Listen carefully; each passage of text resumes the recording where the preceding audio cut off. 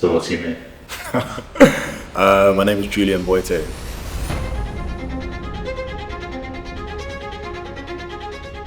Yeah, so Yendy came as a byproduct of my love for Africa as the continent.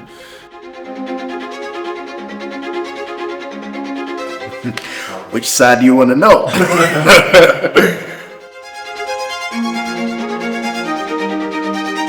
Oh man, it is a challenge being a founder.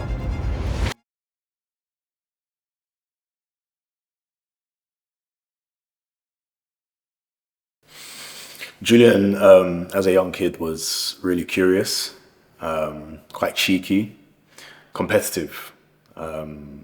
I played basketball and other sports as well, so that was the main thing. Probably curious and competitive, and very cheeky. I tried my best. So.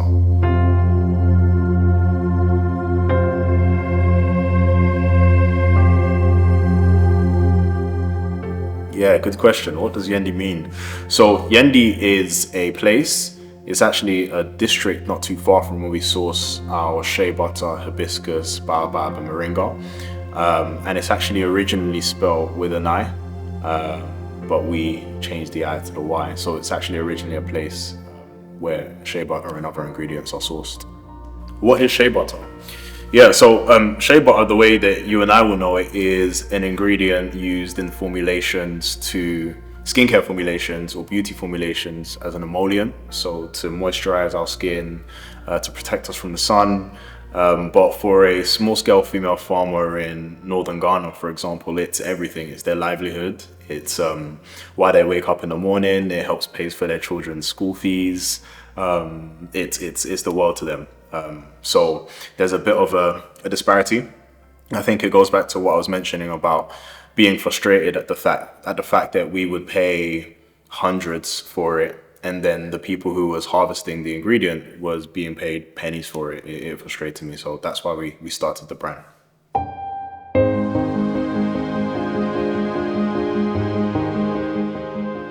Yeah, so Yendy came as a byproduct of my love for Africa as the continent.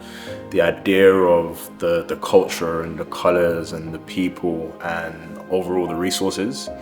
I mentioned before we'd been going back and forth to Ghana for years. And I was the guy for a long time, for many years, around about the time that I met you, who would bring back a suitcase of shea butter and moringa oil and sell it to family and friends. And I realized later on that the story that we were telling wasn't really representative of the people who made the ingredients in the first place, and even more so from a brand perspective.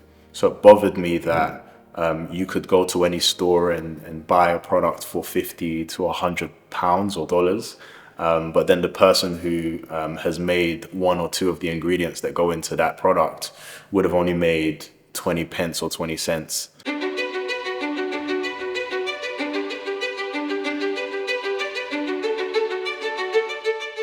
Our approach is every product that we sell contains at least one Yendy approved African superfood. We've trademarked Yendy approved, and for an ingredient to be Yendy approved, it means that we've worked directly with the small scale female farmer to source the ingredient. We've paid them at least a 3 times premium on that raw ingredient, and then we've actually taken that ingredient to our manufacturers, so that avoids maybe 4 or 5 different steps. So it's a stamp of approval that we put on every one of our products to ensure our customer that we've taken care and attention to ensure that they actually know where the ingredients are coming from. There's a few ways that we're different. From a kind of a consumer formulation way, it's the approach that we take to sourcing ingredients, right? So it's the idea of merging Africa's most powerful and nutrient-dense superfoods with science and active ingredients in a way that works and marries together to serve our consumers. But from a brand perspective, it's really a case of actually showing the farmers and the lives that they live and putting them at the forefront of that story and that narrative. Like, we have no business if we can't source our ingredients from them, right?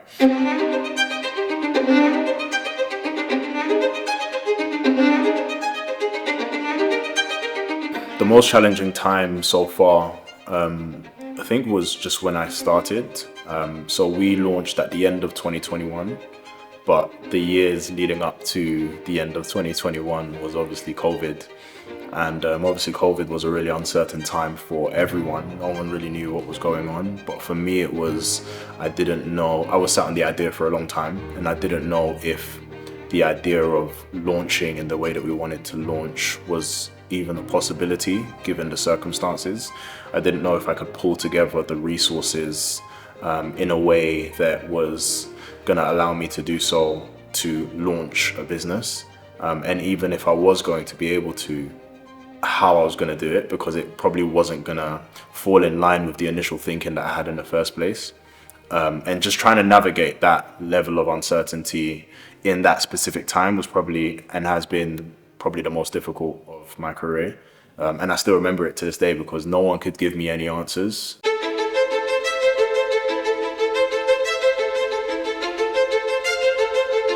The concept of fair trade has been questioned for years.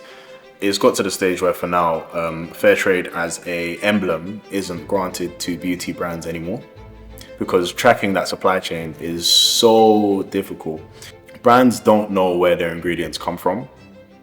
Their manufacturers, so the people who make the products for the brands who don't know where their ingredients come from, those manufacturers don't know where their ingredients come from. And a lot of the time, actually, their suppliers have a vague idea as to where the ingredients come from. That's the problem with fair trade, is that if we're talking about how fair it is, how do you track along the chain of this? How do you track that supply chain and ensure that actually it's fair trade across the whole chain?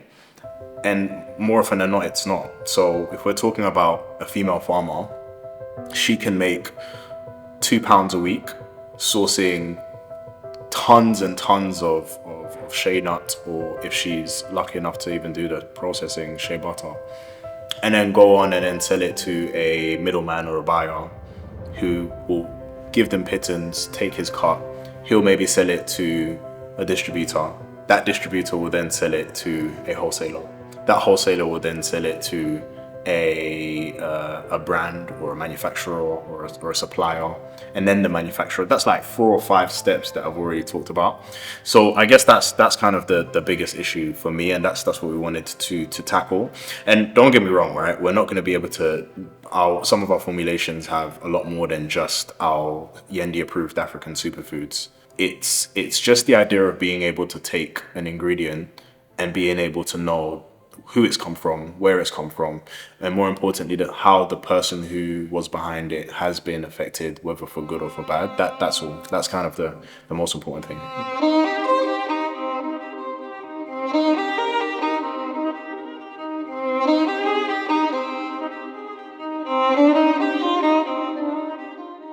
You know what really frustrated me was the fact that the story wasn't really being told in an authentic way. I think it's very easy for brands to go to a community in northern Ghana once every 6 years and shoot a really nice, warming, community feel campaign video. But for us, it's truly an ethos. Like, I didn't wake up one day and say I wanted to start a skincare company. Like, it was me hours and years of working with farmers to really understand some of the issues. And then from there, it kind of spurred into what it became today. But the frustration for me was more so at the fact that the story wasn't being told in an authentic and consistent way. In the UK, we've seen brands like The Body Shop, Anita Roddick, rest in peace, started in the 70s and initially pioneered that conversation of ethical consumerism. But ethical consumerism has shot up and continued. But it feels as though brands haven't done, for me anyway, a good enough job in continuing or leveling up from a social impact and a social responsibility standpoint as well. Okay. It is a challenge being a founder.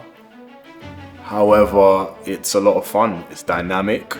You get to meet a range of different people. However, the emotional turmoil sometimes is difficult.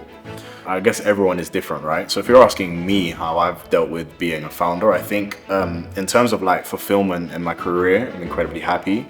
But But then if you're asking about kind of like emotional turmoil and the uncertainty and trying to navigate the uncertainty, that can sometimes be quite difficult because you don't know what's going to happen given the circumstances, given the environment. So you just have to kind of keep your head up and keep going and trying to figure out new ways to grow your business as well.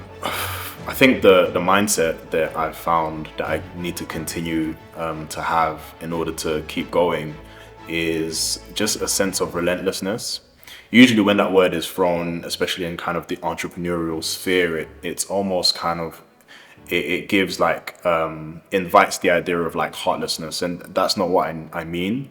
I mean, it's this kind of like grit and relentlessness to keep on going and to keep standing firm and true to your beliefs, and also understanding the why as to why you started the company in the first place, and just ultimately like really being confident in that. And I think having that confidence and that initial confidence in what it is that you're building in the first place, for me, then spurs on being able to instill confidence in whoever it is that's supporting you, so stakeholders, whether it be your customers or your investors or whoever it may be. And that's for me has been the most important thing.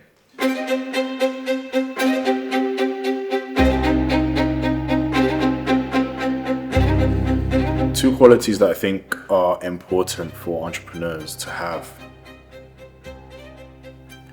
I think you need to be a quick learner.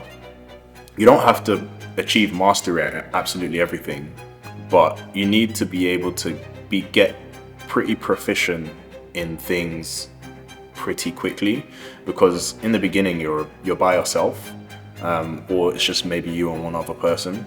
You have to learn how to do things quickly, so copywriting and video editing and just like the nitty-gritty stuff. And then the second thing I would say would be a sense of like bullishness, like stubbornness, not being able to not taking no for an answer.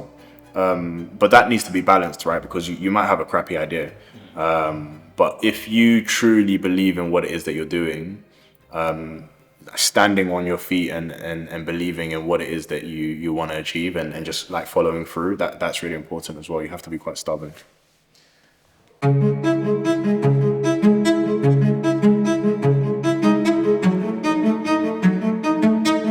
Where is Yendy going? Yeah, that's a really good question.